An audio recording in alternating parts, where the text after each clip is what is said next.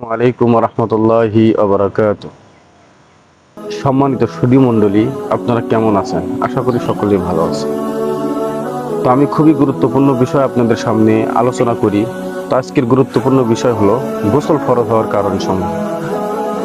এই বিষয়টি আলোচনা করব। আপনাদের সকলের কাছে অনুরোধ আর আবদার, যারা এখনো আমাদের চ্যানেলটি সাবস্ক্রাইব করেন নাই তারা চ্যানেলটিকে সাবস্ক্রাইব করবেন আর ভিডিওতে লাইক করবেন।